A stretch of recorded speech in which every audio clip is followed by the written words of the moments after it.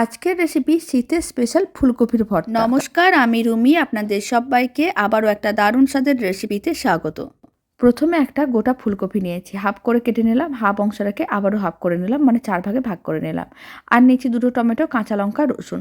খুব ভালো করে জল দিয়ে ধুয়ে নিতে হবে। ভালো করে ধুয়ে নিয়েছিলাম, কড়াইতে জল গরম করে নিয়েছিলাম। ফুলকপির টুকরোগুলো আর দিয়ে দিলাম টমেটো, একটা গোটা রসুন আর দিয়েছি 3টে কাঁচা লঙ্কা। এবার ঢাকনাটা বন্ধ করে 5 থেকে 7 মিনিট রান্না করে নিতে হবে। সমস্ত কিছু খুব ভালো করে সেদ্ধ হয়ে গেছে, তুলে রেখে দিলাম। এবার এইগুলোকে একটু ম্যাশ করে নিতে হবে। প্রথমে টমেটোগুলোকে ম্যাশ করে নিলাম, কাঁচা লঙ্কাটাও একসঙ্গে ম্যাশ করে নিয়েছি। সমস্ত কিছু একসঙ্গে খুব ভালো করে মেখে নেওয়ার পরে কড়াইতে কিছুটা পরিমাণ সাদা তেল আর দিয়ে দিলাম কালো জিরে আর দিয়েছি শুকনো লঙ্কা, কিছুটা পরিমাণ কুচনো পেঁয়াজ, হলুদ গুঁড়ো, লঙ্কার গুঁড়ো। খুব ভালো করে মিশিয়ে ভেজে নিতে হবে। তারপরে মেখে রাখা সমস্ত কিছু দিয়ে দিতে হবে, স্বাদ অনুযায়ী লবণ, অল্প একটু চিনি। আর দিয়ে দিলাম গরম মশলার গুঁড়ো, কুচনো ধনেপাতা। বেশ মিশ্রণটাকে এইভাবে শুকনো শুকনো করে নিতে হবে।